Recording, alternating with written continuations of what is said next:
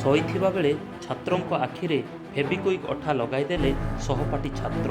ଏଭଳି ଅଭାବନୀୟ ଦୃଶ୍ୟ ଦେଖିବାକୁ ମିଳିଛି କନ୍ଧମାଳ ଜିଲ୍ଲା ଫିରିଙ୍ଗା ବ୍ଲକ ବଛାପୁଡ଼ା ଥାନାସ୍ଥିତ ସଲାଗୁଡ଼ା ଆଶ୍ରମ ବିଦ୍ୟାଳୟରେ। ଗୁରୁବାର ରାତି ପ୍ରାୟ 9ଟା ସମୟରେ ସମସ୍ତ ଛାତ୍ର ଖାଇ ଶୋଇଥିବା ବେଳେ 8 ଜଣ ଛାତ୍ରଙ୍କ ଆଖିରେ ଫେବିକ୍ୱିକ୍ ଅଠା ଲଗାଇ ଦେଇଥିଲେ ସହପାଠୀ ଛାତ୍ର। ଗୁରୁତର ଅବସ୍ଥାରେ ପ୍ରଥମେ ଫିରିଙ୍ଗା ମେଡିକାଲ ପରେ କନ୍ଧମାଳ ଜିଲ୍ଲା ମୁଖ୍ୟ ଚିକିତ୍ସାଳୟରେ ଭର୍ତ୍ତି କରାଯାଇଛି।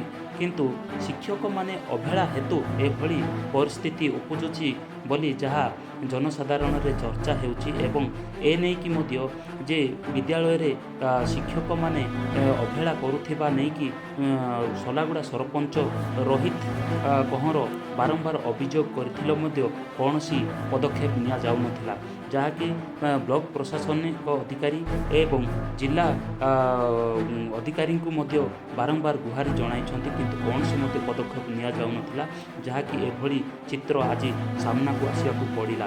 ଯାହାକି ଯେ ସରପଞ୍ଚ ଯେଉଁ କହିଛନ୍ତି ସଲାଗୁଡ଼ା ସରପଞ୍ଚ ଯେ ପ୍ରଧାନ ଶିକ୍ଷକଙ୍କୁ ନିଲମ୍ବିତ କରାଯାଉ, ନଚେତ୍ ଆଉ କଲେକ୍ଟର ଅଫିସ୍ ଘେରାଉ କରାଯିବ ବୋଲି ଯାହାକି ସରପଞ୍ଚ କହୁଛନ୍ତି। ସିଧାସଳଖ ଆମେ ଯେ ସରପଞ୍ଚ କ'ଣ କହୁଛନ୍ତି ଏବଂ କ'ଣ ରହିଥିଲା ସ୍ଥିତି ସିଧାସଳଖ ଆମେ ସରପଞ୍ଚଙ୍କ ଠାରୁ ଯେ ଶୁଣିବା ସରପଞ୍ଚ କ'ଣ କହୁଛନ୍ତି। ଏଇଟା ତ ରାତିର ଘଟଣା। ମୁଁ ଦିନ 11ଟା ବେଳେ ଜାଣିଲି ସୋଲାଗୁଡ଼ା ସେବା ଆଶ୍ରମର 8 ଜଣକୁ ପିଲାମାନଙ୍କୁ ବୟସ ପିଲାମାନଙ୍କୁ ଫେବିକ୍ୱିକ୍ ଅଠା ଲଗା ହେଇଛି।